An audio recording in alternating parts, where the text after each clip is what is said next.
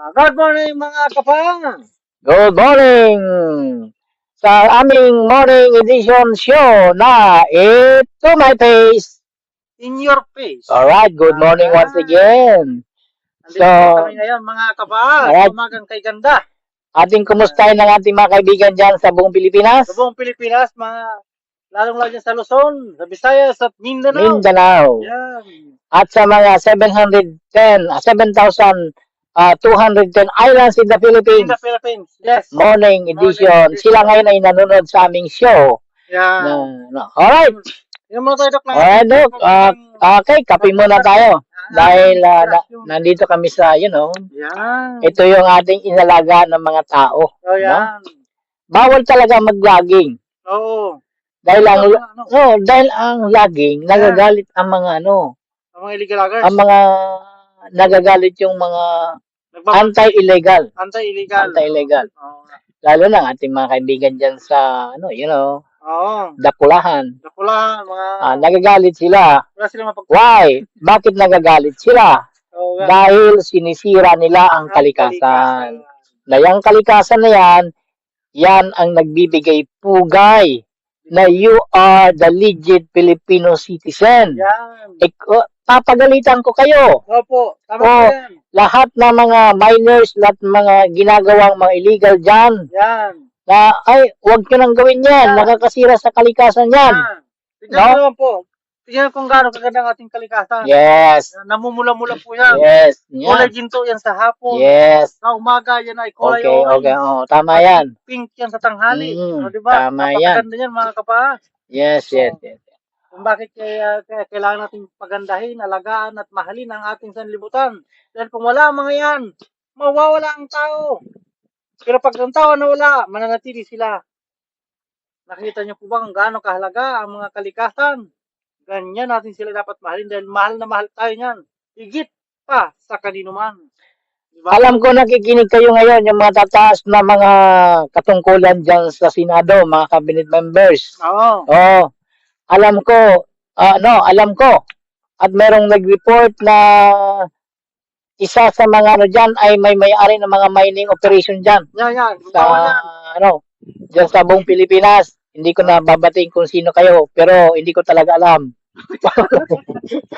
Pero in-advise ko lang sa inyong lahat na nakikinig ngayon na sana naman ay huwag kayong maghakot ng mga kung ano-ano dyan sa ilalim ng lupa. Nakakasira yan ng kalikasan. Sino nga ba ang ating kalikasan dyan? Sa DNR. Sa DNR. Sino ang ating presidente dyan? Sa BIPAD. Sa BIPAD. Sa DOH. Lahat-lahat na kayo mga nasa-departamento. Yan. Mga kapangyarihan. Basta may kinalaman sa lupaing makabayan, huwag nating siraan yan. Yan, mahalin natin. Kasi ang final destination niya kapag nasira ang kalikasan, mga kaibigan, ay magkakaroon ng erosion. What is the result of erosion? Kamatayan. Ngayon, pag namatay, wala kayong mamayad. Mga salbahe. Huwag ka ang puso mo. Nagagalit ako sa mga taong gayon. Kakagaling mo sa ospital. Oo nga pala. Ang puso mo. Alam mo kasi nag-hype blood yan kasi sobrang mahal na mahal niya yung kalikasan. Yes, tama yan. Sobrang mahal sa kalikasan. Nadadala siya sa mga taong hindi gumagawa. Nagiging akong emotionally binder sa mga taong ayaw sumunod sa gusto ng pagiging gobyerno na tama. Yan, ang tawag po dyan ay naturally emotional. Yes. Kasi nature po siya, nature lover, emotional. Nature, ang tawag sa kanya naturally emotional. Nagagalit ako sa mga kapal mukha. Yan, yung makakapal. Nagkagaya nyo.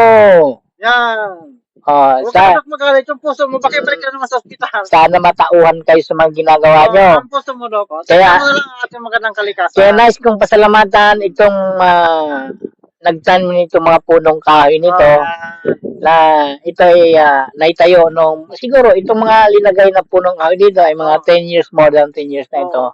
Anong kahoy nga pala ito? Gimelina. Gimelina. Tapos gagawin nyo ngayong troso. Ilalagay nyo yung mga poste. Mali na lamang ginagawa nyo. Tingnan nyo mga kapa sa likod dyan. Kagubatan po yan. Maraming mga ibon dyan. Marami dyan mga insekto. At kung ano-ano pa. Pero tingnan mo naman mga kapa. nagbibigay ng sariwang hangin. Di ba? At tignan mo naman, nagiging dapuan ng mga ibon. Kusang lumalapit ang mga ibon. At yung mga dahon nila nalalanag sa tubig, nagiging pagkain ng mga isda. Lalo yung mga bunga, no, Dok? Tama yan. Diba? Tapos, tignan mo yung, yung sahig, oh. Plat na plat yan. Tapos, nagiging dahon. Yung dahon, nagiging pataba nila. Tapos, kaya sila lumalaki na napakaganda ganito. Kaya pag nagkampi kayo mga kapaa, napakaganda. Walang ibang kasing ganda na gawa ng kalikasan. Ang gawa ng tao, maganda rin naman, pero mas maganda ang gawa ng kalikasan. Nagbibigay sa atin ng magandang kalusugan, di ba, Dok? Tama, Dok. Oo, kasi si Doc magaling po yan sa pagdating sa mga healthy lifestyle. I-share mo nga, Doc, yung mga exercise natin sa umaga. Of course, okay. Ituturo ko sa inyo ngayon paano maging malusog ang inyong pangangatawan. Katawan. Unang-una, pagising sa umaga, magkaroon kayo ng inhale, exhale na. Exhale. Bakit tayo mag-inhale, exhale? Oo. Isa sa mga reason why we need to exercise daily, yung inhale, exhale, kasi nagpapagaling yan ng inyong mga baga. Mga baga. Yan. Oh. So, kailangan natin ng 10 repetition and 10 repetition, alam mo na yan, inhale, exhale. And 5 relaxation. And 5 relaxation. Tulungan mo naman ako. Hindi ka kakalimutan ko na rin kasi nagkaroon tayo ng memory gap. Oh, wala pang sigta, guys. Kaya diet, lasa diet. Alright, pangalawa. Oh. Kailangan natin ng air. Yan. Bakit magkaroon tayo ng air dynamic? Oh, dynamic. Kasi doon sa Maynila, I've been throughout the years in Metro Manila. At polluted ang mga, lalabas ka, usok, sangkatutak. Tapos kakain ka, mga polluted na mga pagkain. Hindi na kasi hindi na masarap. Kaya oftentimes, kailangan natin mag-change ng, another location para sa relaxation, para sa may mga problema ka, sa may mga, anti-stress na tinatawag. Anti-problems. Okay, Doc. Yan po ang ating mga, pangatlo pala. Pangalawa pa lang, Doc. Exercise. Kailangan natin ulan nito. Walking. Yan, mag-ikot-ikot kayo dyan. At para ma-relax ang yung kalusugan. At parang yung makalamnan ay guminhawa. At kayo ay Tapos pangalawa ay pagkain. Siyempre, importante. Doc? Ano magandang kainin? Huwag kayo puro kain ng Jollibee. Nung isang araw, nakapag-Jollibee ako. Nung isang araw yun. Hindi na nasundan. Matagal na. Wala kasi budget. Walang budget. Saka masama kasi sa health talaga yun. Masama sa health. Bakit? Mga prito palagi yan. So, masama din kumain ng mga fatty foods. Pag araw-araw. Pero pag anong bagay na sobra, anong bagay na sobra ay mali. Yan. Magkakaroon kayo ng poor diet dan. Bakit nga ba tayo nagkakaroon ng proper diet? Bakit nga ba? Bakit? Yung kinakain na what you eat, what you get. Ngayon, pag kumain tayo ng mga fatty foods, mga kaibigan, magkakaroon kayo ng cholesterol sa katawan. Ma-leads to stroke, leads to mild stroke, cardiac arrest, whatever na sakit sa mga stroke na yan, ay nakukuha natin sa mga fatty foods. Yan pala yun. Yan yun, Dok. Fatty foods. Kaya at the age of 40s, kring-kring na. At the age of 30s, kring na. Why? Ano pa, ang tawag yan, Dok? Na mild stroke. Batang-bata pa. Batang-bata pa. Kaya ngilngig ko sabi sa mga kapatid. Batang-bata pa, may mild stroke na. May mild stroke na. So gusto niya ba forever kayo na gayon? Siyempre, wala naman may gusto na ganun daw. Kaya sabi ng Panginoon ay, your heart, your body is the temple of God. So kailangan linisin natin. Mahalin. Papagalitan ko na naman kayo. Sige, bago pa magalit, dumako na tayo sa pangatlo. Buti naman may kape. Ang coffee natin, mangosteen ko. Pag galit na ako, mga kaluklok, ay nag-inom lang ako ng coffee. Mangosteen coffee. I would like to promote mangosteen coffee para sa iyong nervous system, and your eyes, your brain, lahat ng mga sakit nyo ay mapapano lamang sa pamagitan nito. Mangosteen coffee. Yan talaga. Bilib. At dumako po tayo sa pangatlong bahagi ng ating healthy lifestyle ni Doc Check. At yun ay ang tinatawag na The professional healer. Ano po yun, Doc? The professional healer. Kailangan po may professional healer. Kasi pag professional, una exercise, Mm. tapos pagdating sa pagkain, tapos professional healing. Bakit po? Bakit may Sinabi ko sa professional healer Mm, dahil meron diyang non-professional. may number. Ah,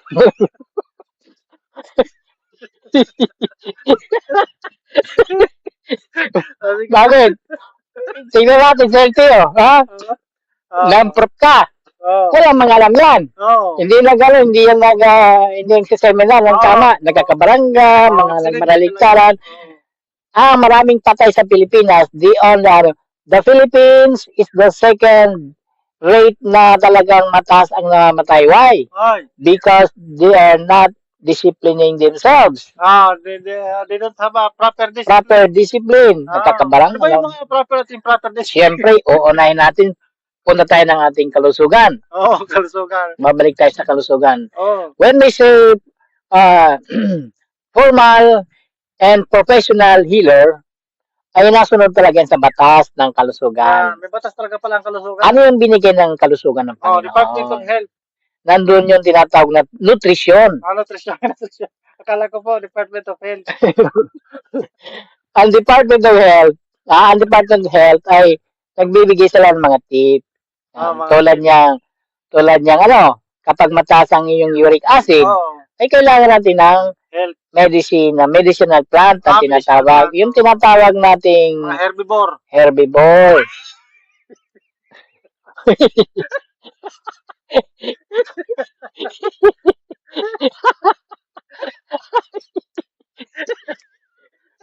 Di ba? Laughter is the best medicine. Laughter. Laughter talaga, di ba? Yung sabi ng Panginoon, tumawag ka ng 1 oras, ginamot mo na ang iyong kalusugan, ginamot mo na yung sakit sa puso, ginamot mo na yung sa iyong baga, ginamot mo na yung brain, ginamot mo na ang iyong problema sa buong pangkalusugan. Ano lamang yun? Yung tinatawag na pagtawa.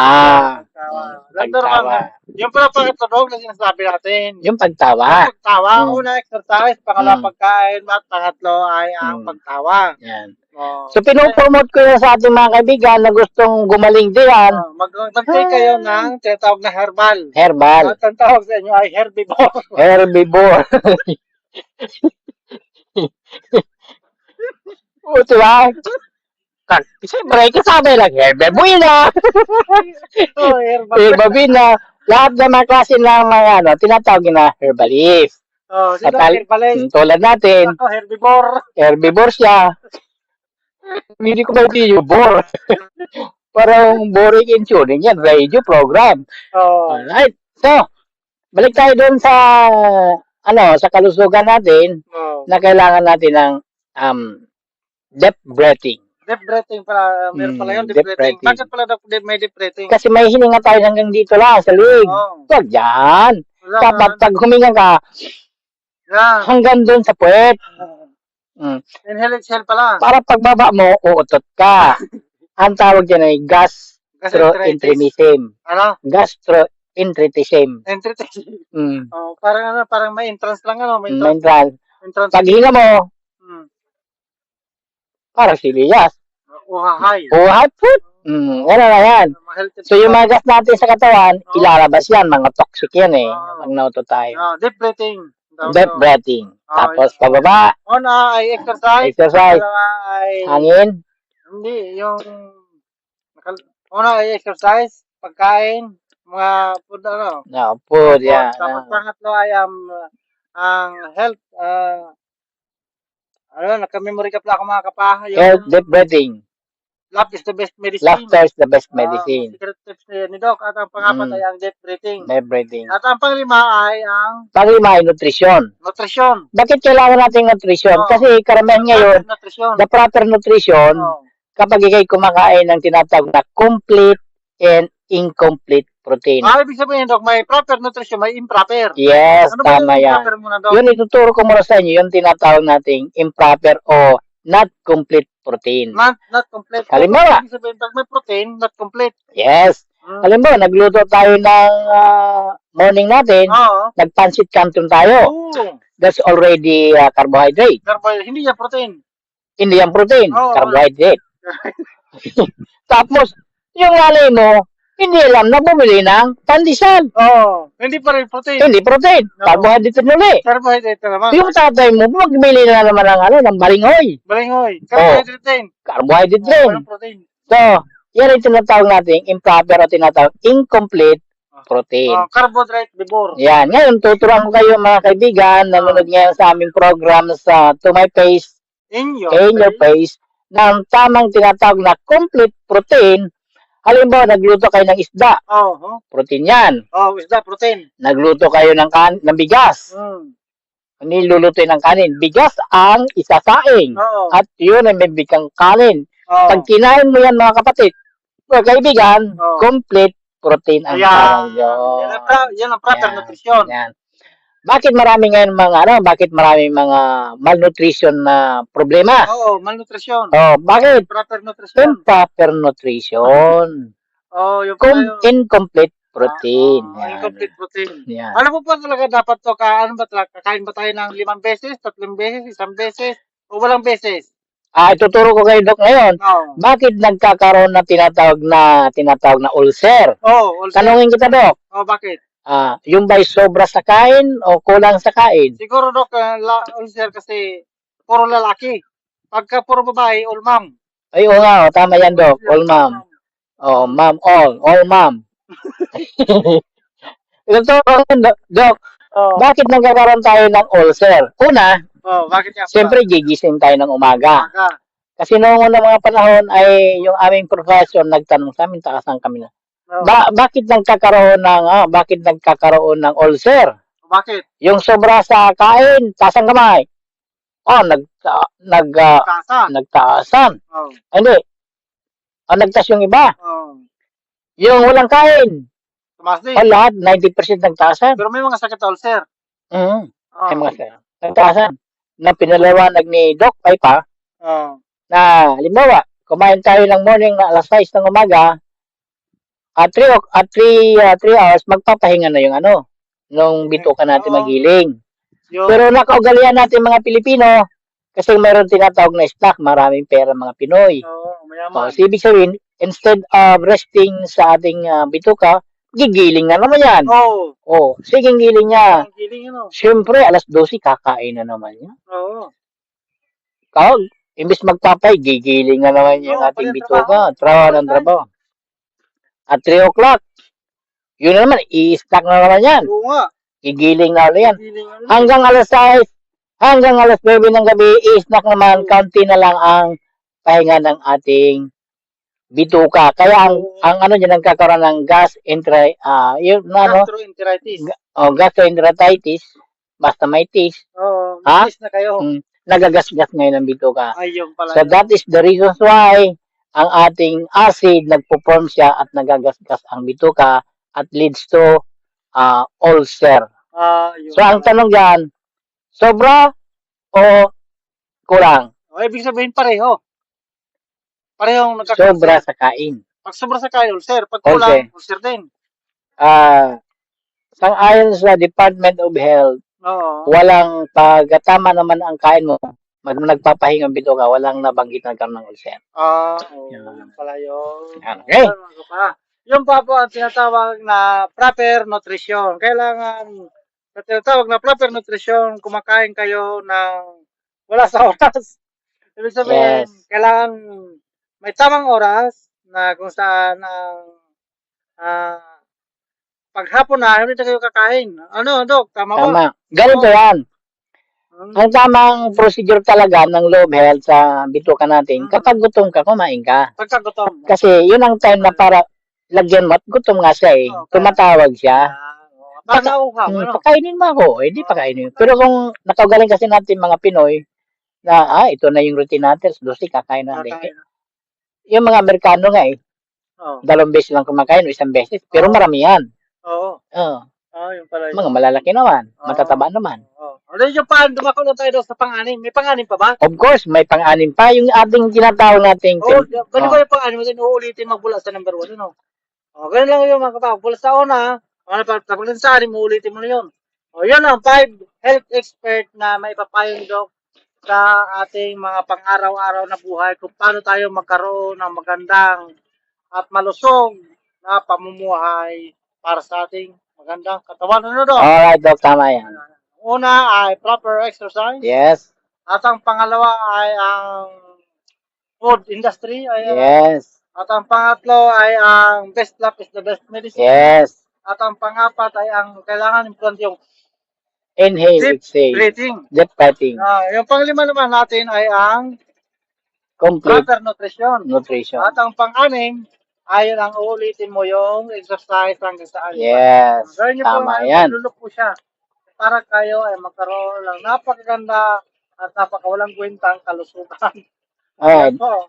Dito lamang yan sa In Your Face, In your face, to my face. to your face. Salamat sa panonood ng ating program at magandang umaga.